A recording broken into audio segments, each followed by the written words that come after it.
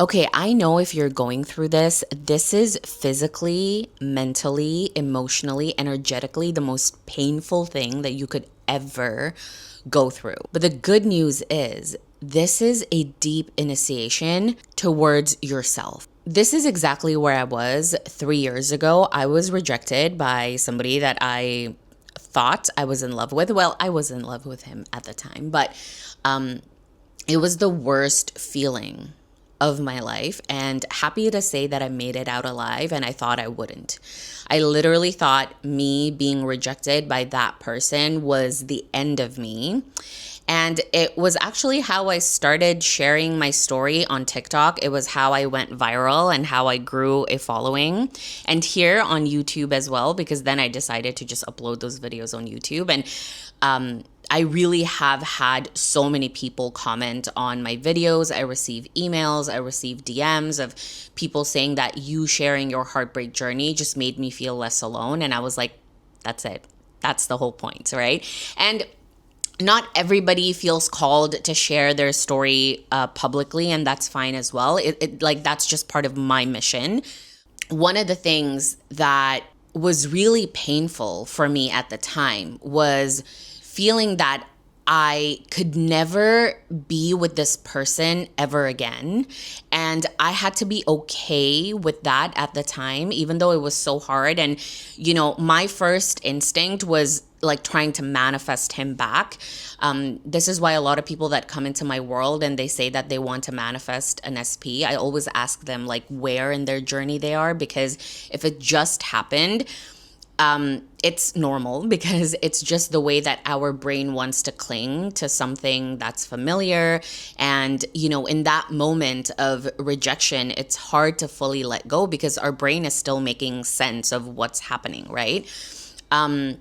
But if somebody is rejecting you, it is a deep invitation for you to not reject yourself. So somebody else rejecting you is actually a call for you to meet yourself, because everyone is just mirroring you.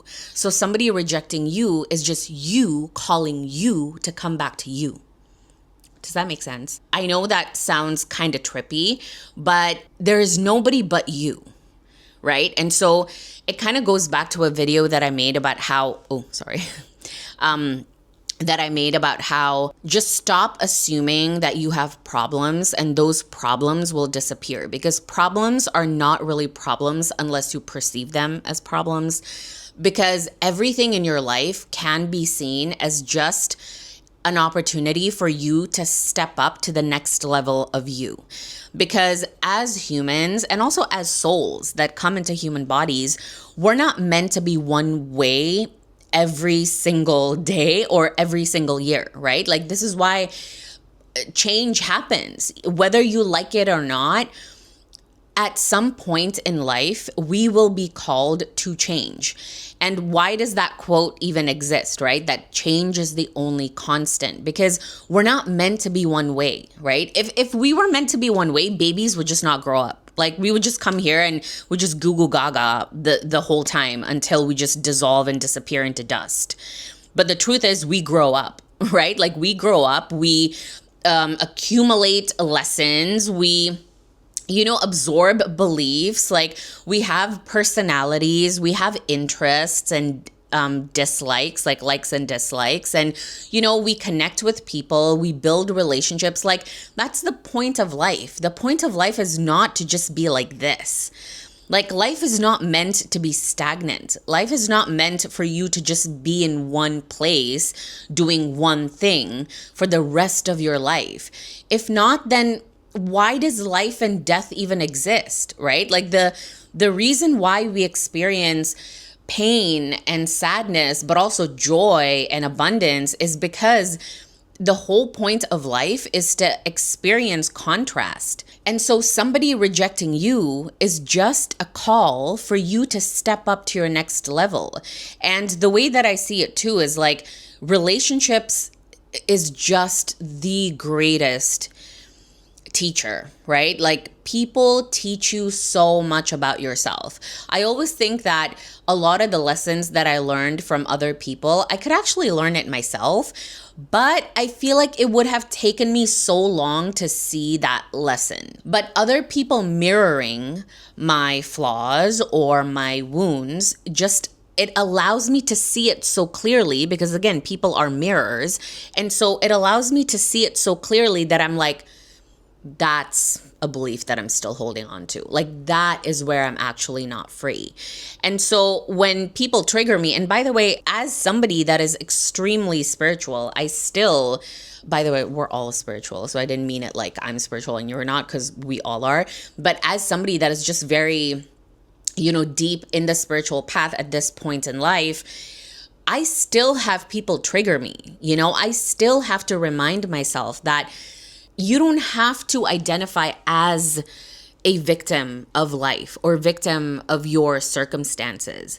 And so have I had specific people reject me in the past year, in the past 2 years? Of course I have. But I don't make it my entire story. And I actually use them sort of like a way for me to not release, because again, the point is not to like release your shadows or like release your ego. Like they're a part of you, but to accept myself more wholeheartedly.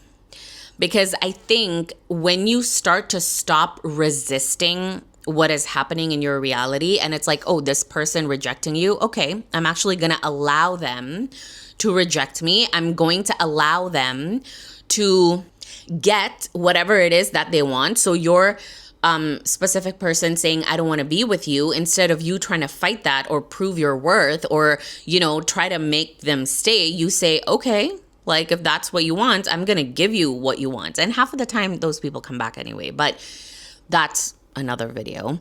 But in this video, what I need to remind you and what I want to remind you of is that somebody rejecting you does not make you less than, right? It doesn't make you less worthy, less enough, less desirable, less important, less special. And you only feel that way when there is something within yourself that you're believing in. So if somebody rejects you and it makes you feel not good enough, that person didn't make you feel not good enough.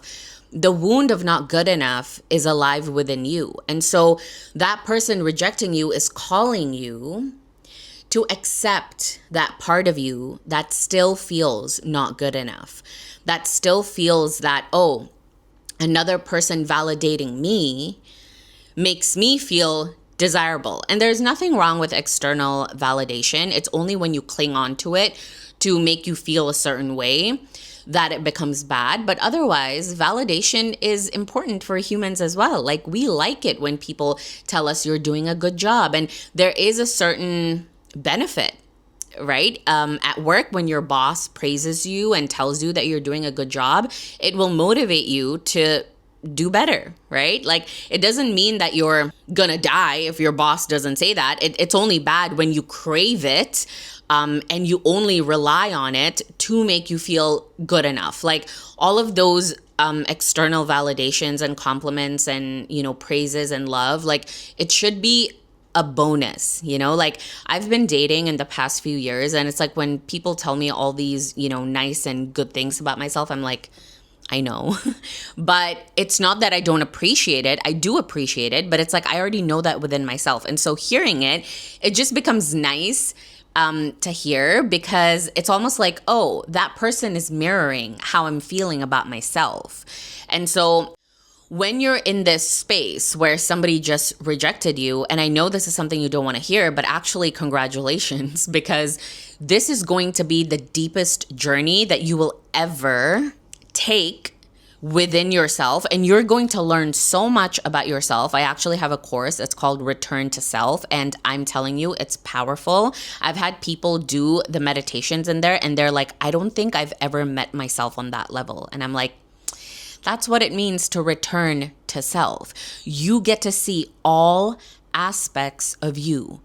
And instead of pushing it or judging it, you actually accept the whole. Like, it's not about releasing your fears, releasing your doubts. We're actually going to stop trying to fix ourselves. Like, returning to self means you're going to look at the aspects that you find hard to accept, and the aspects of yourself that you don't even like, and you're still choosing to say, I see you, I witness you, I love you, I value you, I respect you, I choose you. Never ever forget that you are the prize. Never ever, ever, if you're a woman, especially watching this, never ever, ever throw your life away for a man. You need to start thinking like a man, because men always put themselves first. That's why some of them like don't really think twice when they feel like you're not serving their life anymore. They're like, okay, I literally have to go because I'm thinking about myself. And as women, we're natural nurturers, and so we just feel the need to like make them feel good and like safe. But sometimes we forget to do that for ourselves, and then we start to abandon ourselves because we want the other person to feel more comfortable than us. And so this is your sign to come back to the self, to start prioritizing you, to not abandon yourself, and to take this circumstance as a way to meet yourself deeper. And if you need more support, join Return to Self, because that will just completely like overhaul.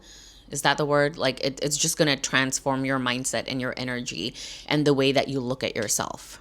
All right. Thank you so much for watching, and I will see you in the next video. Bye.